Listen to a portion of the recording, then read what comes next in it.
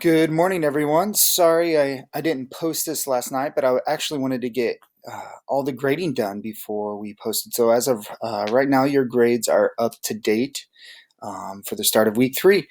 And I just want to mention towards the end of week three, beginning in week four, we do have to submit academic warnings for anyone that is below a B.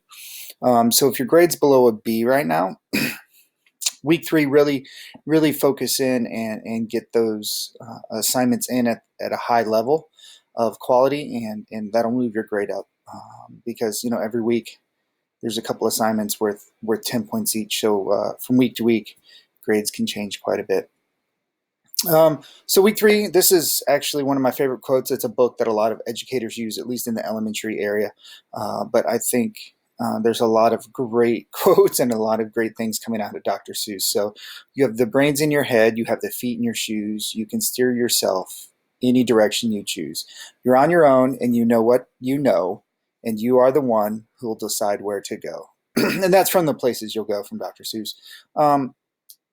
There's so much good stuff just in that little quote that you could use for analogy for lots of things, but you really do choose where you're going to go and what you're going to do with what you have, right? So that's just a great thought to start off week three. I know most of you probably have today off, I would assume, and so I hope you're enjoying your day off with your families and celebrating MLK.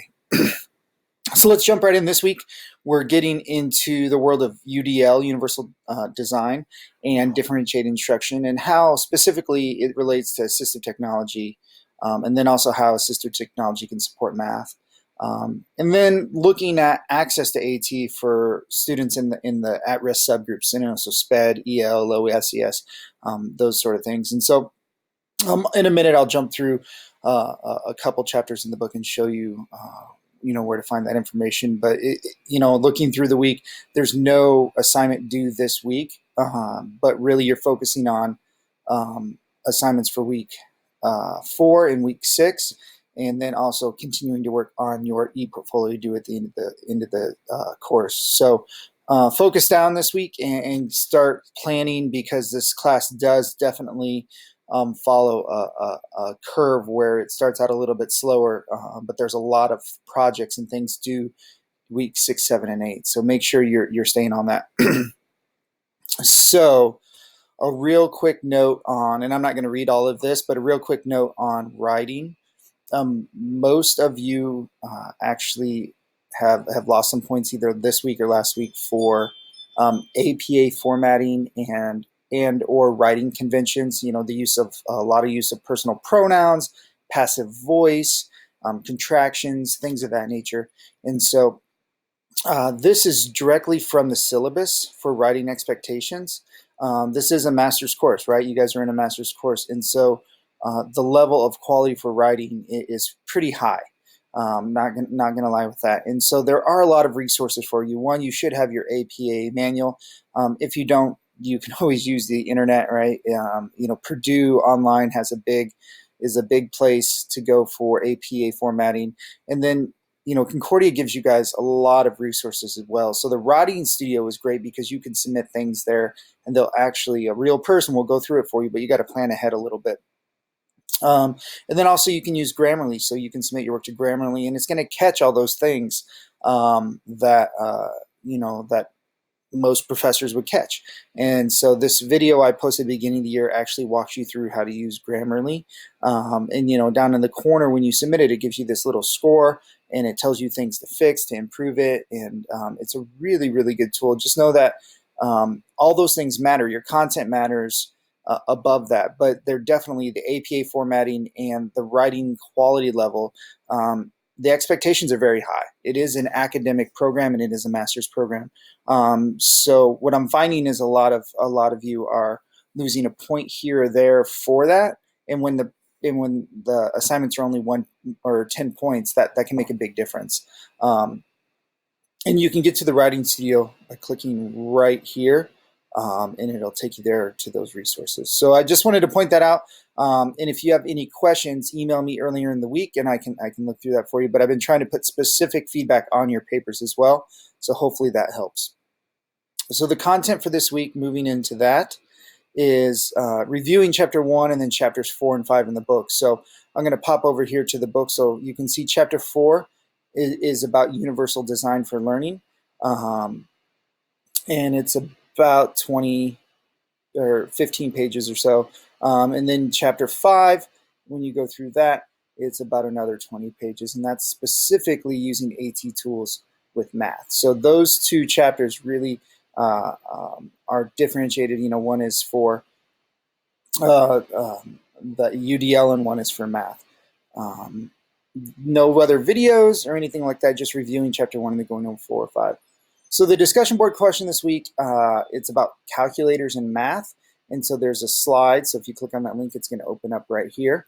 And you can go through calculators in the classroom with students for disability. And there's a lot of information here. It's really good. I actually, this past week, shared this with the teachers at my site. I'm at a middle school, and they really actually thought it was very helpful for them. And they're starting to look at some of their policies and procedures for using calculators, not only for SpEd, but for Gen Ed too. And so that's about 15 slides, but there's a lot of information on there. So go through that, and then you're going to answer these questions. How do you feel these guidelines are understood in your district? Do you think students are unable to memorize math facts and retain them in their long-term memory? And then how would you answer a parent or teacher who tells you letting students use a calculator on a test is unfair? So those are really good questions. Remember, with the discussion board questions, your first one is due by Thursday and your 2 peer responses are due by Sunday. And those peer responses can't be just, yes, I agree with you, that was a great point. Definitely encourage. You know, we always can use some encouragement and some kudos. So if you want to continue to do that, that is phenomenal. But at the same time, add to the discussion. You know, there should be some depth there.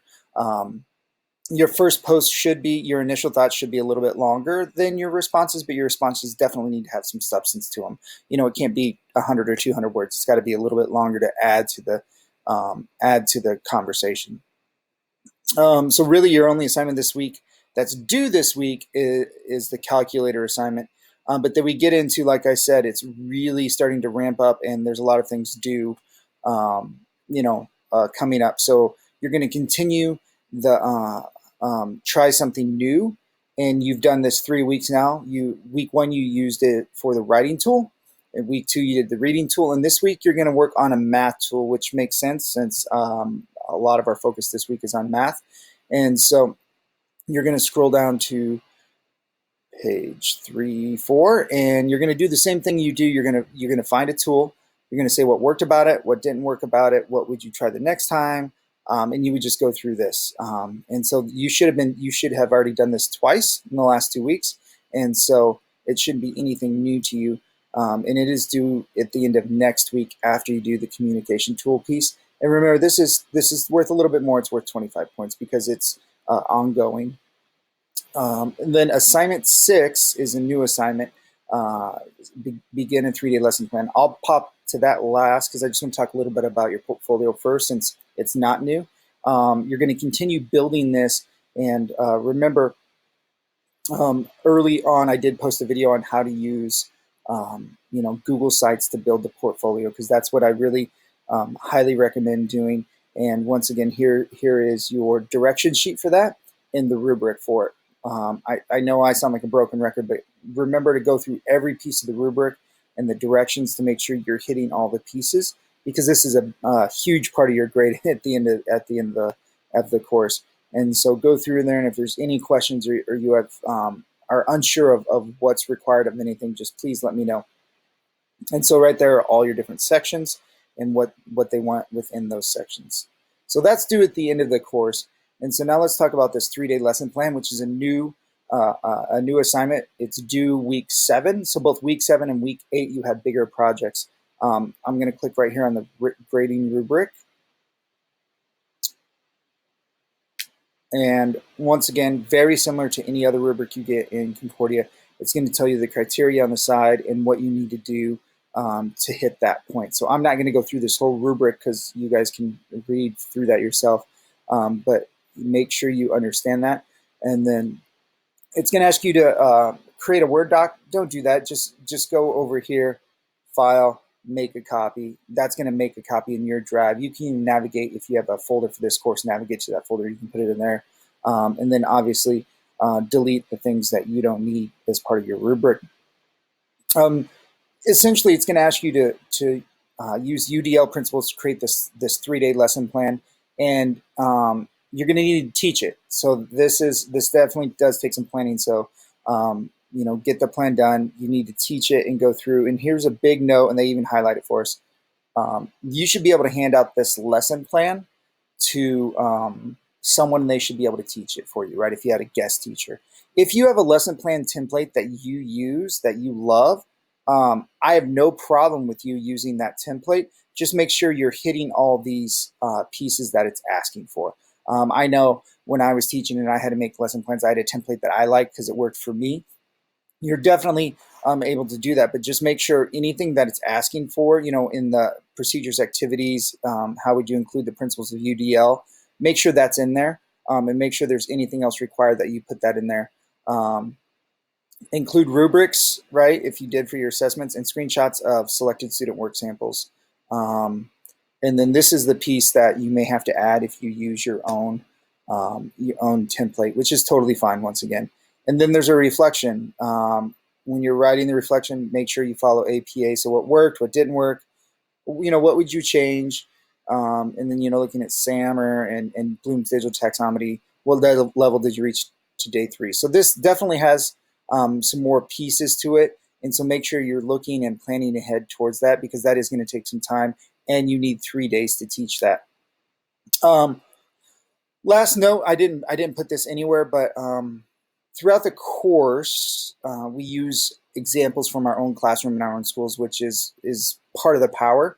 I would just caution you about actually using students' real names, because there are some privacy issues there with a FERPA, so and HIPAA and all that kind of good stuff. So make sure you're not using students' names that would identify them, because we can't identify a student in our class, especially if they have a disability. They have some other protections there. So just be careful with that. No one here is going to come find you because of that, but it's just good practice and protocol to really work on being sure we're above board on all that kind of stuff.